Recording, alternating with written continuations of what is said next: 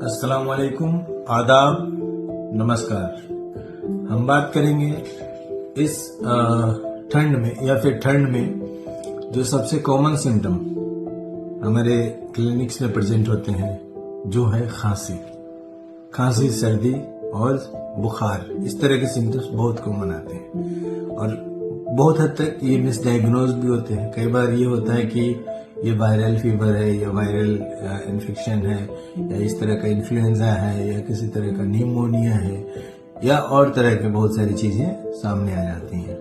But सबसे जो problematic चीज है वो है अप्रोच ऑफ पेशेंट विद कफ। हमारे इंडिया में जब हम जानते हैं कि 10 में से 1 मरीज अभी भी टीबी का है और एक्टिवली वो कम्युनिटी में है और एमडीआर टीबी का जिस तरह से हमारे बीच में लोड बढ़ता ही जा रहा है, तो हमें कफ को बहुत नजरअंदाज नहीं करना चाहिए।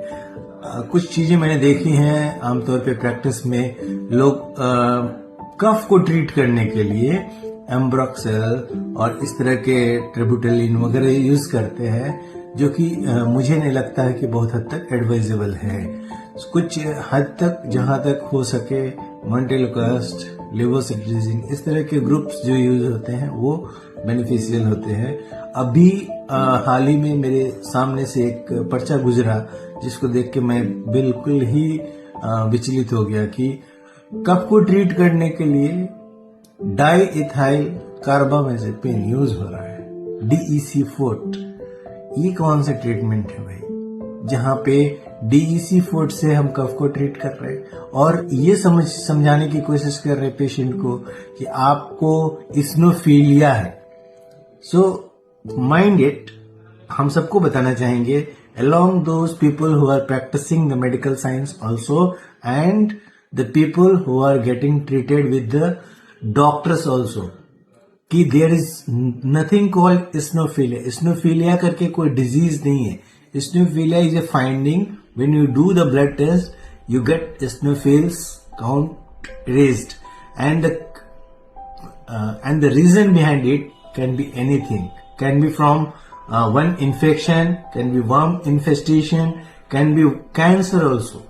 So इतना लाइटली लेके जब हम खांसी जैसी चीजों को ट्रीट करते हैं, तो आप सोचो कि एक डायबिटीज के मरीज को, एक हार्ट के मरीज को, एक लीवर कैंसर के मरीज को या लीवर सिरोसिस के मरीज को, एल्कोहलिज्म के मरीज को, डिप्रेशन के मरीज को, ऐसे पेशेंट्स को जिनको यूरिनरी प्रॉब्लम है, उन सब पेशेंट्स को हम किस तरह से ट्रीट करते होंगे, उस तरह के पेशेंट्स को आमतौर पे लोग किस तरह से ट्रीट करते होंगे। मैं बिल्कुल भी विचलित हो गया हूँ।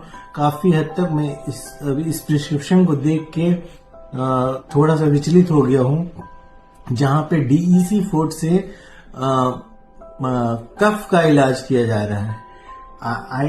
I totally disagree to it because there is no certain evidence based on this finding and there is no certain paper on it कि जहां पे हम इस तरह से इलाज करें।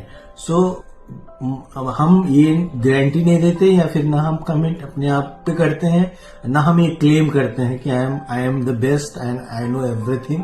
But yes, please when you choose your doctor, choose is mindful, use your mind, use your everything to choose the doctor. It hardly matters for the people when it comes to health, but once you break your the chain of health, it becomes devastating for everything, devastating for your family, devastating for the society, devastating for your loved ones. So this is my final advice to all of you, that choose correctly and choose wisely, choose the intelligent one, choose the knowledgeable ones। Thank you so much. YouTube channel पे मुझे follow करिए, Facebook पे मुझे follow करिए और मेरा जो number display पे आता है उस पे 24 घंटे कभी भी आप कॉल कर सकते हैं मुझसे कंसल्टेशन लेने के लिए या किसी भी तरह के कोई सवाल या कोई हेल्प लेने के लिए। Thank you so much.